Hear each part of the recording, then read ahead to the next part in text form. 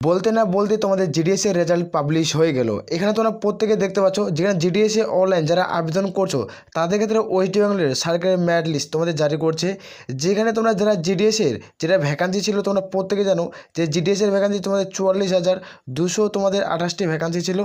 এখানে তোমাদের কিন্তু টোটাল কতগুলো ভ্যাকান্সি জারি করছে সেটা দিয়েছে।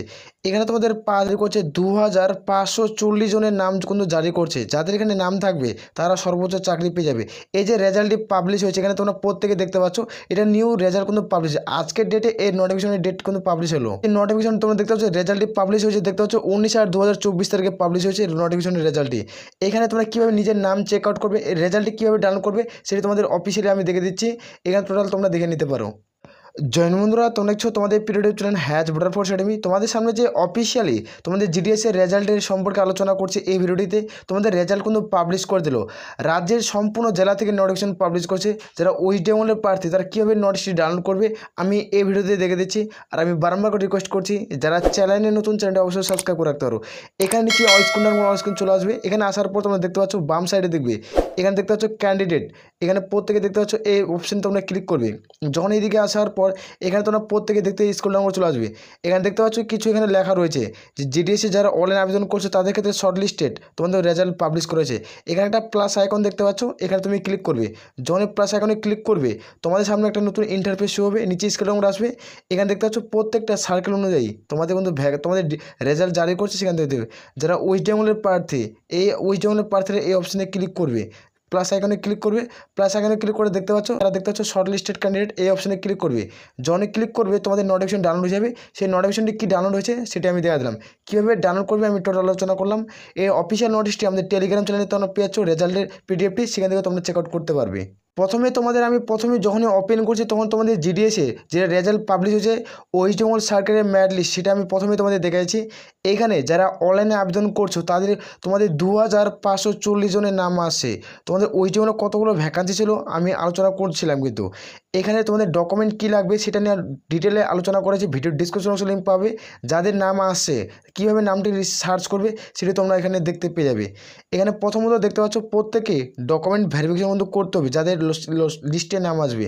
এখানে 9 সেপ্টেম্বর দেখতে পাচ্ছ সেপ্টেম্বর মাসের 3 তারিখে তোমাদের কিন্তু ডকুমেন্ট ভেরিফিকেশনের ডেট কিন্তু উল্লেখ করা হয়েছে। সেই তারিখে তোমাদের প্রত্যেকেই ডকুমেন্ট নিয়ে যেতে হবে।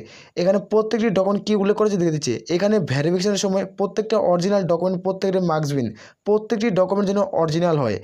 এখানে তোমরা দেখতে পাচ্ছ এখানে ডিভিশন, এখানে সিরিয়াল নম্বর দেখতে হবে। এখানে ডিভিশন তুমি কোন ডিভিশনে জব পোস্টিং পাবে। এখানে অফিস কোন অফিসে, এখানে পোস্টের নাম কি, তুমি এবিপিএম বিপিপিএম এবং ডাক সেবক কোন পোস্টে তুমি জব পোস্টিং পেয়েছো।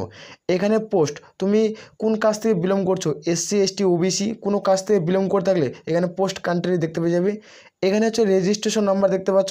এখানে কত পার্সেন্টেজে তোমরা কাট অফ গেছে সেই হিসাবে পাস করছো। এখানে ডকুমেন্ট ভেরিফিকেশন কোন তোমাদের হবে, কোন অফিসে গিয়ে হবে সেখানে উল্লেখ করা হয়েছে। তোমাদের নামের পাশাপাশি তোমরা সমস্ত তথ্য এখানে দেখতে পেয়ে যাবে। নোটিশটি আমাদের টেলিগ্রাম চ্যানেলে পেয়ে যাবে। ভিডিও ডিসক্রিপশন বক্সে লিঙ্ক পাচ্ছ, সেখানে যুক্ত হয়ে যেতে পারো। এখানে প্রত্যেকটি তথ্য দেখতে পাচ্ছ অনেকটা কাট অফ কম গেছে। 2023-এ যে কাট অফটি গেছে কি না 2023 থেকে 2024-এ বহু অনেকটা কাট অফ কম গেছে। এটা হলো তোমাদের 1 নম্বর মেরিট লিস্ট। এবার তো 2 নম্বর মেরিট লিস্ট কবে আসবে এটা প্রশ্ন থাকতে পারে। টুইন মেরিট লিস্ট কবে আসবে সেটা প্রশ্ন থাকতে পারে।